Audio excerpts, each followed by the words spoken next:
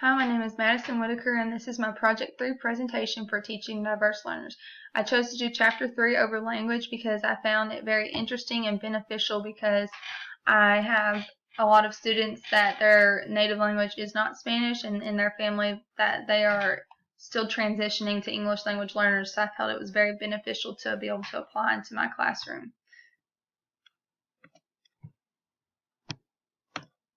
Background information on this topic: language is vocal and nonverbal communication that a group or community chooses to use. In the United States alone, there are 381 different languages spoken, which I really feel like I live in a rural area and I teach at a rural school, so I feel like I mainly only see a small percentage of the different languages and native cultures that are taught, but I mainly have Spanish speaking students, and I have one student that's transitioning, and he is Asian, comes from an Asian culture.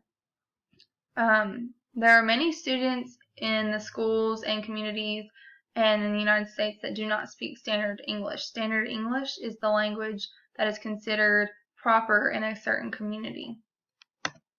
Language differences.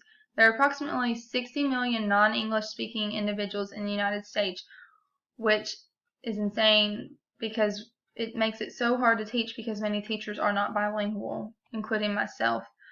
I see the most effect of this is we have our students learning to speak English, but their parents and their grandparents and the generations before them still have never learned how to speak it.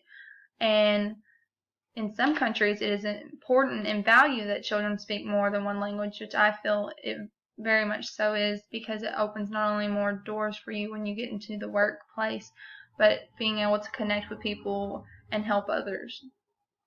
Language is largely influenced by the culture, and you can tell a lot about a person as soon as they begin speaking to kind of gauge what culture or ethnicity they are from.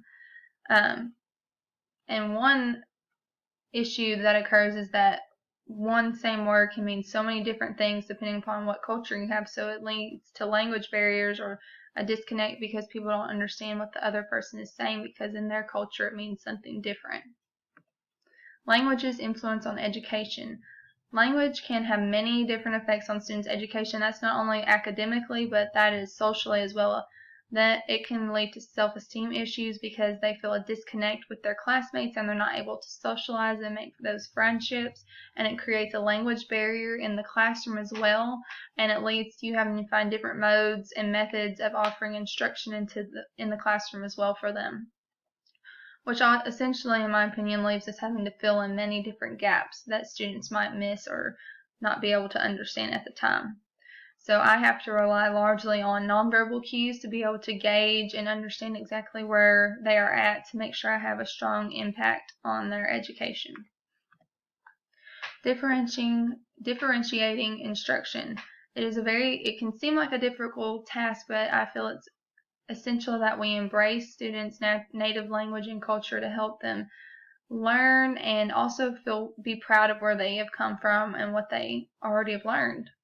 Learning and adapting assessment for English language students is essential until they're ready to be tested and can speak in full standard English. A lot of times you have to